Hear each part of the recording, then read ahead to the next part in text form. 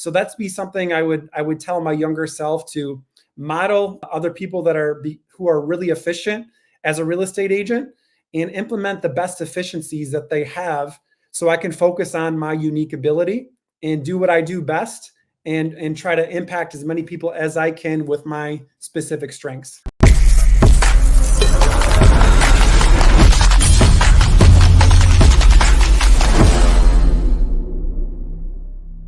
What is up, everyone? This is Skorch the Fears, episode 112 with Drew Denham. I've been following him on Instagram for a little bit. I thought he was really cool. I thought he'd be a really cool guest. I'm super excited to have him on. Guys, as always, if you're on Instagram, come on to YouTube. That's where you'll actually be able to hear some like my guests and not just me. Come on to YouTube. It's my name, as you guys know. Come on there if you want to hear my guests. Drew, thank you so much for coming on. You're so welcome, Jonah. Thank you for the opportunity. I've been following you on social media too. Keep doing what you're doing. You're helping and inspiring a lot of different people. So it's great to see. We need more, trailblazers like that to continue to encourage and inspire other people to help get them to where they want to go. I love it. Awesome, man. So real quick, give like a bio to my audience, to the people who don't know you. Just a real quick bio of like what you've done in real estate, track record, what you're really good at, current business, all that good stuff. Perfect. So my main lane is I'm a real estate agent. I'm a full-time realtor here in Michigan. And I'd like to say my secondary lane is that I'm a real estate investor. I bought my first home in 2011, and I spent 10 years in corporate America. And I was doing this side hustle of flipping houses and acquiring rental properties, over a handful of years. I became a full-time real estate agent in 2018. I haven't looked back since. I'm in West Michigan. I live in Grand Rapids, Michigan, but I'm blessed to say that I really invest, throughout some different parts in Michigan. So I have rental properties in 4 different cities within Michigan. I'm very passionate about it. I love real estate investing. I started flipping houses. I kind of led to short-term single-family homes, rentals, and then kind of developed into multifamily and Airbnbs over the last couple years. So it's been an amazing ride. I've learned so much along the way, and I feel blessed to be here, and I feel blessed to be where I'm at. So located in Michigan and full-time real estate agent, and I would say part-time real estate investor, but it's something certainly I'm passionate about. I love it. I love it so much. So let's talk to people about like people who want to be real estate agents, people who want to be real estate investors. When you were starting out, I really want to do it as an agent because that's, I feel like, really when you just start getting into real estate. What were your greatest fears when you were starting out, and how did you overcome them? That's a great question. I mean, the biggest fear, West Michigan, Grand Rapids is a top 50 market here in the United States. So I feel so blessed to be in a market like this at a price point that is now, almost $400,000 on average, which is fantastic. So my biggest fear, if I had to pick one, and honestly, Jonah, I didn't really have a ton of fears as a real estate agent, because I'm blessed to say that 40% of my business came from the company that I used to work for, which is Amway here on the west side of Michigan. So I had just a huge sphere of people that know, like, and trust me, that I was really able to leave Amway and hit the ground running, so to speak. But the typical response of any fears, the comparison game, certainly that can be a factor. It's a good reminder, though, that we need to run our own race, and everyone is on their own journey.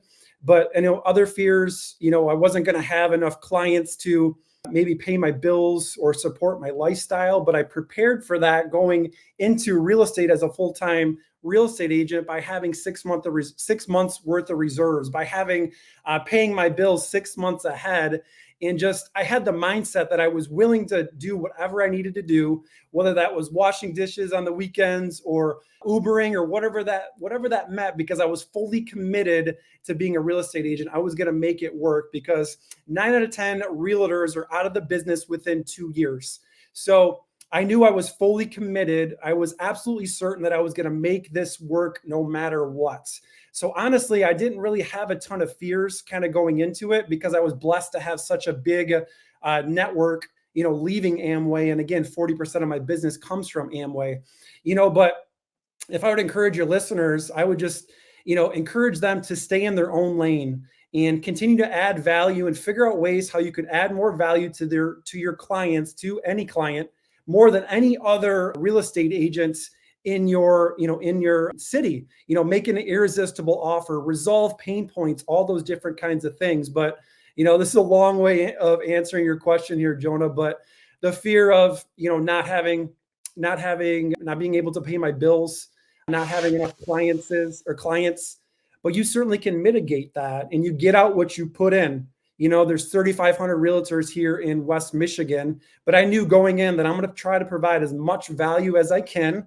I'm going to focus on my communication, because the level of your success will be correlated by the level of your ability to communicate, right? So all these different things that I thought ahead of time, and I knew that would mitigate the fears that I had going into real estate full time. So it's really getting started. It's really having that grit, having that mindset to say, I'm going to make this work no matter what. There might be some bad days. There might be some seasons. There might be some challenges, but I'm going to figure this out. I'm going to try to add more value than any other agent in this industry. I'm going to try to resolve pain points. I'm going to do all these different types of things. I'm going to work on my communication. And, I've been blessed to say that I've had a very successful career the last 5.5 years as an agent. I love it. So let's talk. I don't mean to. You're fired up. I love it. No. I mean, that's what I want on the Skorch the Fears. I mean, we're here to scorch them, fire up, let people know. I mean, people are enjoying this. I don't know how much you're looking at what I'm putting up here, but people love this stuff. So you're killing it right now. I love it. So my question to you, my next question is like, so how do you add more value than the other real estate agents, right? I have my answer to this, especially as a real estate investor. I'm constantly talking to real estate agents and pitching how I give more value than other real estate investors. How do you feel like is the best way as an agent to add more value to your clients, to your customers, to everybody? I think that's great. That's such a great question. And if I heard you correctly, you asked how can I add more value to my clients, to my customers than any other person in the industry? And what I like to think of, Jonah, is these foundational type aspects. And some of the people that might be listening, they might be saying, yeah, duh, that's true. But actually, your communication, I'm going to go back to that as number one, right? So the level of your success is paralleled by the level of your communication. So if you can master communication, if you can just continue to have a focus on it, to continue to improve in that area, all the different areas of success will improve. Your personal life, your professional life, whatever it is. Communication. Number two, setting an expectation. So whether that be with a buyer client or a seller client, because 2024 is so different than what it was in 2022.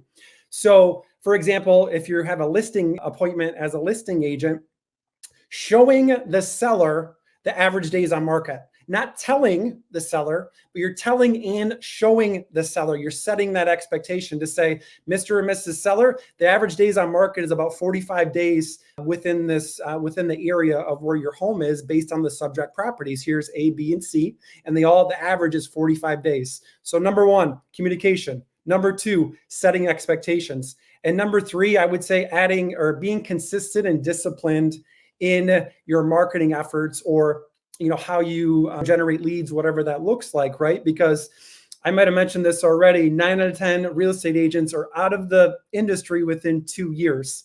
And we're in a world of instant gratification, meaning a lot of folks, unfortunately, they want to do maybe the bare minimum, whatever that looks like, and they want to have a client. And although I don't think that's going to work, I hope it does for their case, but having that grit of being consistent and disciplined, right? So consistent and disciplined with your social media posts, consistent and disciplined with sending out a monthly newsletter that adds value, right? That shares maybe the interest rates currently, what it is right now, the average days on market in a particular area, whatever it is. And then another thing I think about too is resolving pain points. So you think about a pain point. A pain point for a seller could be maybe they don't have the time to necessarily clean their home when the possession is transferred. You could say, you know what, Mr. and Mrs. Seller, I got you. I'm going to send my cleaning crew over and we're going to take care of it. That's an example as a listing agent. As a buyer's agent, maybe you have an in-house locksmith or a mobile locksmith where, when someone buys their home and they get possession, typically the first thing that they're going to do is they're going to change the keys. So maybe someone doesn't know how to do that. And you could say, Mr. Buyer, Mrs. Buyer, whatever it is, with your permission, if it's okay, I'm going to send out a mobile locksmith and they're going to rekey every exterior door for you. And that's something that I'm going to do. I'm happy to do for you. There's no cost. I'm going to take care of that. And I appreciate the opportunity to help you purchase a home in today's market. And that's like something like that. That's something that someone talks about over conversation with their friends, because I haven't heard of many agents. I haven't heard of many people doing that, is a better way of saying that. So resolving these particular pain points. Another example, as a buyer's agent, maybe you have your own moving truck and maybe you have your face on every side of the moving truck, and maybe you have a QR code. And, so you let your buyers maybe use this moving truck and they can use that when they're, moving their belongings. So I got a question for you. That is some creative stuff there, right? That is way more creative than what I hear from almost any real estate agent. I talk to like 50 a day or something like that. I feel like it's around that much, right? Maybe a little less, but I talk to a lot of real estate agents every single day. So I'm curious, how did you come up with the ideas? Did you just were you like, okay, I know what my clients need? Like, how does one come up with creative solutions to problems, any problem, whether it's clients or like investment or whatever? I think that's a skill. And I'm curious what your opinion is on developing that skill. I would agree, Jonah, that it is a skill. And I would say the first thing is listening to what your clients say. So if I hear a common question at the closing table or whatever that is, I take a note, or I make a note in my iPhone to say, this is what this client asked about. I know it's not necessarily resolving a pain point, but an example is, Drew, when do I make my first mortgage payment? What does that look like? So I jot that down, and I'm going to make a social media video about that so I can get it out in the open, not only educate that specific client there, but also let me educate my database of what it looks like to, basically what it looks like, or when you make your first mortgage payment. So it's listening is number one, listening to your clients. And I think two would be just, being creative, just being able to reflect, look at your successes, look at your wins, and just saying, okay, what are some steps within the buying process, within the selling process? What are some challenges that I've heard, other people say, maybe other agents? What does that look like? And maybe I can implement some kind of process or system that's going to help alleviate some of the pain that either my buyer clients or seller clients are experiencing.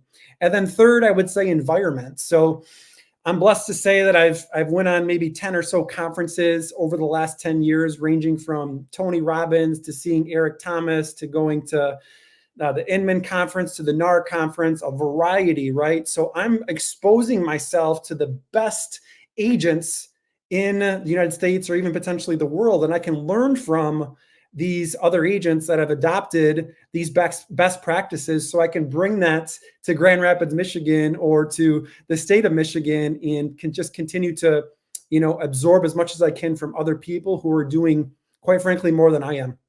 So listening and creativity, being just a creative person in general. And then third would be environment. I love it. I love it so much. So let's go a little into your story. So you start being a real estate agent, right? What are your greatest challenges? Like, what's the hardest part, especially at the beginning?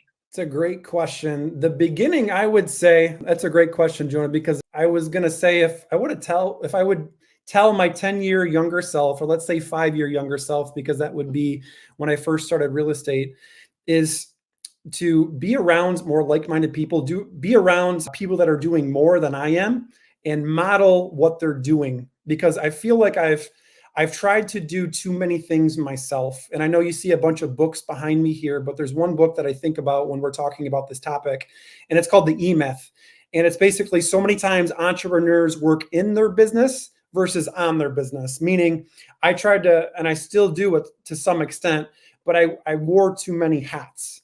Meaning you got to look at what you love to do and also what you potentially make per hour, right? So if you're making, let's say hypothetically $75 per hour, does it make sense to do certain things? Does it make sense to be a transaction coordinator? Does it make sense to mow your own lawn or clean your own house or whatever it is? And adopting this whole who, not how mentality, and not doing everything myself. So that's be something I would tell my younger self, to model other people who are really efficient as a real estate agent, and implement the best efficiencies that they have so I can focus on my unique ability and do what I do best and try to impact as many people as I can with my specific strengths. I love it.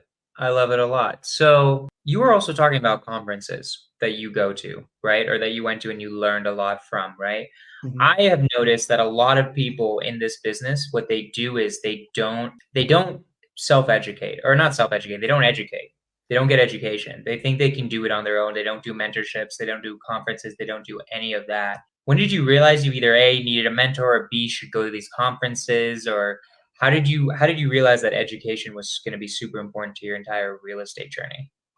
It's a great question. So it was really I had a tough time in my life personally back in 2019, and it really shook me. It was probably the lowest point in my life, and I just realized that maybe I'm not able to control my anxiety or depression that I had at that time, but I can start to learn, I can start to evolve, and I can start to develop momentum in my life. I didn't know necessarily how to start that, but that's where you see all these books behind me. That's where you see the conferences that I just mentioned. That's where you talk, or different things that I do, my morning routine, my evening routine, and just realize that leaders are readers.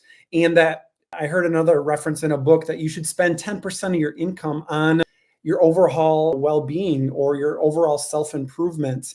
And just like, say for example, when someone's trying to lose weight and they lose 4 or 5 pounds, they lose 10 pounds, they develop that momentum. Think about that same thing with your mind, because you start to develop your momentum. You start to see things, you start to remove the limiting beliefs that maybe we've been conditioned to believe as a young person, as a teenager, as an adult, whatever it is. And you start to acknowledge and understand those limiting beliefs, and you start to just eradicate them from your life, and you develop the momentum in your life. And all of a sudden you want to be surrounded with more like-minded people. You want to start reading, you want to start becoming a better, well-rounded person, because the better that you are, the more people that you can help.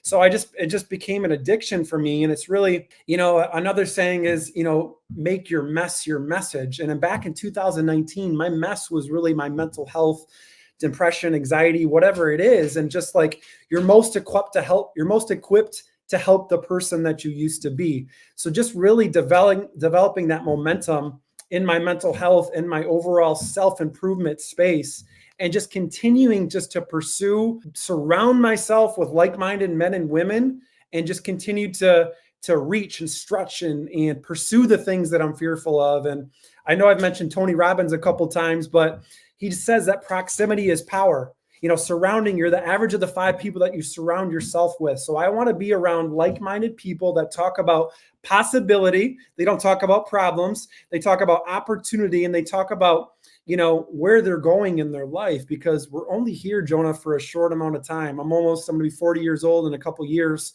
And, I want to squeeze out the most that I can in my life. I want to be the best version of myself. And I'm talking about overall success, mental health, physical health, my business, spirituality, my relationships, everything. So it's really, building that momentum off a really tough time in my life, and turning my worst day into my best day. I love it. I love it so much. Can you share with us, like, who was your, like, who do you feel like for you, like, affected your journey the most in your real estate journey? Like, just a mentor or someone that people could like listen to or follow that like really absolutely changed your life. I know you mentioned Tony Robbins. He's one of the greats who's affected a lot of us. I'm curious if there are like any others that people should know about in your opinion. So I know you mentioned Tony Robbins. He's been such a big impact for my life. So I think about Tony Robbins. I think about Joyce Myers. So she is a pastor, and I've watched so many of her podcasts or interviews or speeches, whatever you want to call it. So Tony Robbins, Joyce Myers. One of my favorite authors is Benjamin Hardy. He's written books called Who Not How, Willpower Doesn't Work, The Gap and the Gain. And really, if I can give your listeners one suggestion, is to pick up some Benjamin Hardy books. His work has been just instrumental in allowing me to grow. And certainly he's been an unofficial mentor for me. I'm drawn to people like Eric Thomas and Michael Todd because of their enthusiasm. I'm drawn to just people who are very enthusiastic just because I think that's one of my strengths as well, because I can see the potential in people and I want to help people as best as I can. So I would say those five: Joyce Meyer, Tony Robbins, Eric Thomas, Michael Todd, and I think I mentioned another one. So unofficial mentors, but I've been praying about and searching for, a local mentor, maybe here in West Michigan or Michigan. And so I know that's coming. It hasn't come yet, but again, modeling people who are doing things that you want to do instead of trying to reinvent the wheel yourself. I love it. And then so let's talk how you switched into also real estate investing, right? I know you've been a real estate agent for a decade. When were you like, okay, I should actually buy some real estate. I should get into the investing game. How did that occur? So it was actually real estate investing first. So I bought my first home in 2011, and I did a house hack. I rented Nice. 2 of my rooms out to a couple of my buddies. And at that same time, I was working for corporate America. So I was flipping houses on the side while working at corporate America here in Michigan, and leveraging my W-2 income and picking up a couple rental properties here and there. And just fast forward through 5 to 10 years of corporate America, I just couldn't do it anymore, Jonah. It wasn't feeding my soul. I dreaded going to work. And although I really appreciated the opportunities that I had, I just couldn't do it anymore. So my mindset was, I love people. I love connecting with people. I love real estate because I've been investing since 2011. It's now 2018. So I thought, okay, it'd be a good hand in hand to go as a full-time real estate agent. And I really haven't looked back since. So it really started real estate investing first as a side hustle. And then I paralleled that as a real estate agent in 2018. I love it. I love it so much. So then, okay, so you started as an investor. You started with house hacking, right? And then have you been doing any more investing? Has it mainly just been being a real estate agent? How about, this is a good way of saying it. What are your current goals? Like, what your 2024 goals? What do you want to crush? What do you want to do that would make this year an amazing year? Yeah, so I'll answer your first question. So I have been buying properties. I bought a significant amount in the last 2 years. I feel so blessed. I want to say somewhere around 20 doors in the last couple of years, and they've been phenomenal deals. Some Nice. off market, but mostly off market, but a couple on market as well through, connecting with other real estate agents and investors and that kind of thing. So as far as goals, my goal is to hit 100 doors within the next 5 years. I'm currently right around 40. I would just love that, because I could, real estate has allowed me to do so many different things in my personal life. For example, being able to put someone in a home that's significantly close to me, to have them in one of my rental properties that they don't pay anything. They don't pay anything at all. And I just wouldn't be able to do that without, the purchases, the real estate investments that I've made over this course of, 12 years or so. So my goal would be 100 doors within 5 years from now. And then as far as a real estate agent, I'm blessed to say that I hit a personal record in 2023, and just continue to evolve and grow from that. And looking at, taking a little bit of a step back, honestly, in the beginning, to look at where's my time best spent and how can I develop that who, not how mentality, and how can I hire maybe an assistant, a virtual assistant, where I can really leverage my time and do what only I can do what only Drew can do. And I can also just continue to thrive and soar, not only in my realtor business, real estate agent business, but also as a real estate investor. So just really becoming more efficient would be the succinct way to say that, becoming more efficient, and then also have pretty high aspirations as a real estate agent to get those 100 doors in within 5 years. I love it. It's an amazing goal. I love it so much. And then, so I had a question for you on the social media, right? I mean, that's how I found you, was through social media, Instagram. Talk to me real quick about how social media has affected your journey, right? Because I mean, I think you're killing it there. Talk to people, because I don't think people understand how important social media can be, or how powerful it can be when you're a real estate agent or a real estate investor. Yeah. So social media, and it's built through consistency and discipline, because I started doing this in 2018, and I would guess too, if you looked at some of your favorite influencers online, they all started somewhere. So you don't have to be great to start, but you have to start to be great. So a lot of people, right? I've heard this so many times from other real estate agent friends of where they're not willing to put themselves out there on social media or do a video, whatever that is, because they're afraid of what people would think of them, whatever that is. And you can't say that I want to have the best business that I can in 2024, but at the same time say, you know what, I'm not gonna put myself on social media because of XYZ. Are you committed or are you interested? So I started 2018, and I just remember some of the videos that I used to do. I mean, I would do 50 takes on one video, and I look back and I didn't have much enthusiasm, whatever that is. The content wasn't as great, but you have to start somewhere. You need to put yourself out there. And another way, Jonah, I like to, explain this to other people is playing the probability game. Meaning, if there is, let's say there's a potential home buyer and they're following 10 real estate agents, but there's one real estate agent that posts one video, at least one video per week. That could be a tip in the buying process, the selling process. You can literally, print out your purchase agreement and just make a video line by line and listen to those pain points and make a video once per week and post it. 52 videos for the year. Is it reasonable to say that if that one real estate agent is posting one video per week, that they're at least going to get an interview from that buyer versus the other 9 agents that won't refuse to do it, but at the same time they say they want to have the best year that they can?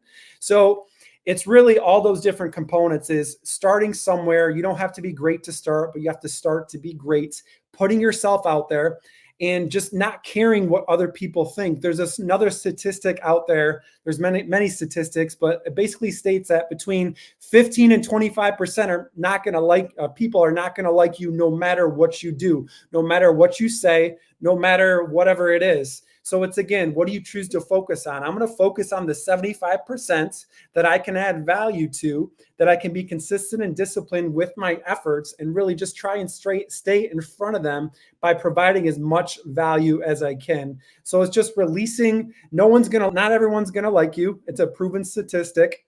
Letting that go, putting yourself out there, and just being okay with fumbling, with failures, with, maybe a video didn't go good. Maybe you did a Facebook Live and you fumbled and it wasn't that great, but you pick yourself up, you dust yourself off, and you keep going. It's developing that perseverance, developing that resilience, and just having that mindset to say, again, no matter what, I'm going to continue to make this work. Because, again, the failure rate as a real estate agent, how much competition there is as a real estate investor, just being very consistent and disciplined and not caring, what anybody thinks. But again, because your focus is on the 75% of people who love you, who know you, who trust you, who want to hear what you're saying.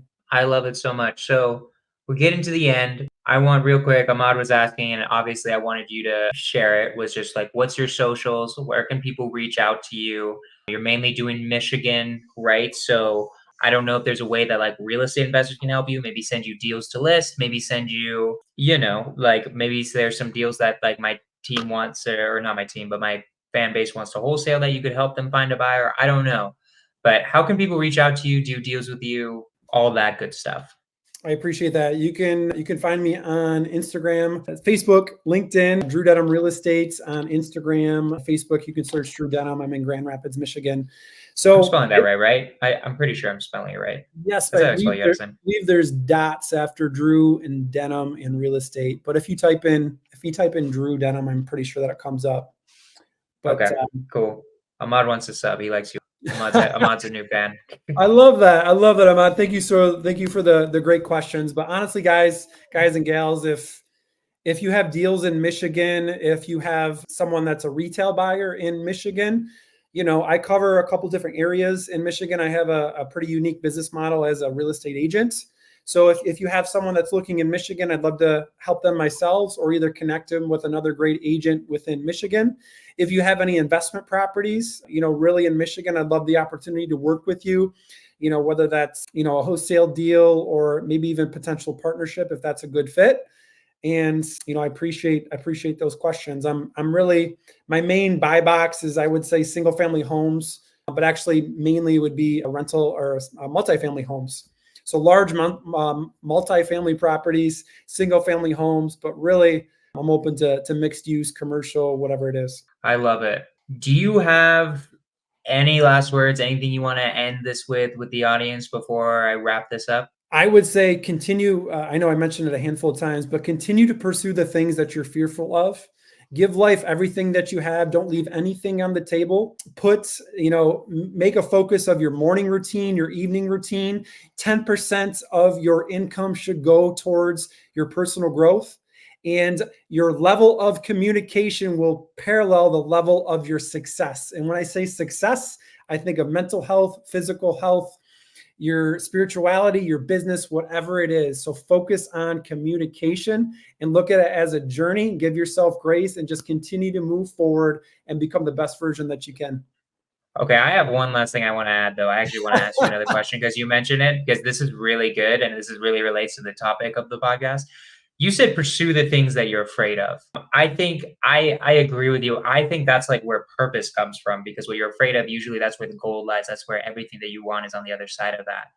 I was just curious though, like, why do you say that? Is there any specific reason, like specifically the things that you fear? Because I think everything that my personal belief is everything we want is on the other side of that. But I'm curious if that's why you said that, or if there's another reason. I would echo what you've said, Jonah. We'll become different versions of ourselves on the other side of that. And just, eradicating, again, those limiting beliefs, going back to the Tony Robbins cold walk, to the cold showers, to, I did a 21K obstacle course in West Virginia, just like pushing myself to these limits that I've never reached before. And again, it's just, you unlock something in your mind to say, again, if I can do this, what else can I do?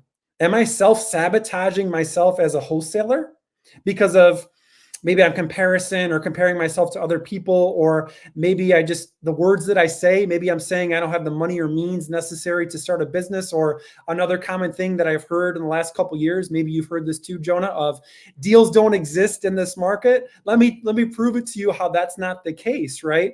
So it's just, you pursue the things that you're fearful of. You come out of that a whole different person, and you unleash the opportunity that's in front of you. And I just think it's just a beautiful way to live. And not only will you improve as an individual, but you also can help other people who are struggling with that and help them get to where they want to go. I love it. I love it so much. This was fun, man. You were a great guest. I appreciate you. Luke, you're in Minnesota? Never mind. Michigan, Minnesota. One of my friends who watches a lot of my stuff, I was like, I think he's in Michigan, but he's in Minnesota. I get them confused. Sorry. But you were a great guest, Drew. You did awesome. I love this. Guys, next week will be Skorch the Fears. Next week, Cash Flow and Coffee. There will be no Cash Flow and Coffee next week. I am going to be in Florida, Jacksonville, guys. I'm doing a meetup in Jacksonville. I'm going to a mastermind, and afterwards I'm doing a meetup. So if you guys are in Jacksonville, come hang out. It's going to be a fun time. I would love to meet all of you guys. And Drew, thank you so much. You were awesome. This is Skorch the Fears, episode 112. We're out. Let's freaking go.